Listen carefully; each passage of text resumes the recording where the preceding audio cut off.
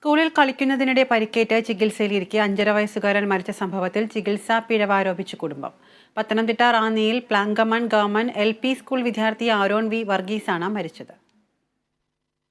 Ranni Plankamon government LP school വിദ്യാർത്ഥിയായ Aaron V വർഗീസിനെ ഇന്നലെയാണ് മാർത്തോമ ആശുപത്രിയിൽ ചികിത്സക്കായി എത്തിച്ചത്.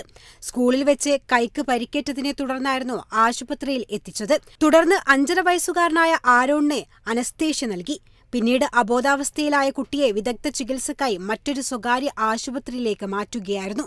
റാന്നി മാർത്തോമ ആശുപത്രിയിൽ വെച്ച് അനസ്തേഷ്യ നൽകിയത് ചികിത്സാ പിഴവ് ഉണ്ടാകാമെന്നാണ് ബന്ധുക്കളുടെ ആരോപണം.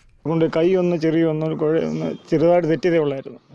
അപ്പോൾ അവർ പറഞ്ഞു ഇത് അനസ്തേഷ്യ കൊടുത്ത് കുഞ്ഞിനെ ഓപ്പറേഷൻ തിയേറ്ററിൽ കയറ്റമെന്ന് പറഞ്ഞു. അങ്ങനെ ഓപ്പറേഷൻ തിയേറ്ററിൽ കയറ്റി അനസ്തേഷ്യ കൊടുത്തു അറിയാൻ കഴിയുന്നത്.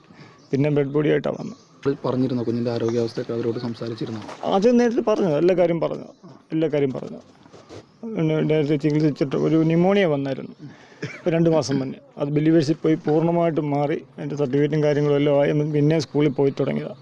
അതേസമയം റാന്നി മാർത്തോമ ആശുപത്രിയിൽ വെച്ച് ചികിത്സാ പിഴവ് ഉണ്ടായിട്ടില്ലെന്ന് ആശുപത്രി അധികൃതർ അറിയിച്ചു. പോസ്റ്റ്മോർട്ടം റിപ്പോർട്ടിൽ കൂടുതൽ കാര്യങ്ങൾ വ്യക്തമാകുമെന്ന് ആശുപത്രി സെക്രട്ടറി ഫാദർ ഫിലിപ്പ് പറഞ്ഞു. കോട്ടയം മെഡിക്കൽ കോളേജിലാണ് കുട്ടിയുടെ മൃതദേഹം പോസ്റ്റ്മോർട്ടം നടത്തുക. പോസ്റ്റ്മോർട്ടം റിപ്പോർട്ട് കിട്ടിയ ശേഷം കൂടുതൽ നടപടിയിലേക്ക് കടക്കുമെന്ന് ആരോണിന്റെ ബന്ധുക്കൾ അറിയിച്ചു. Kerala vision news, Pathanamthitta.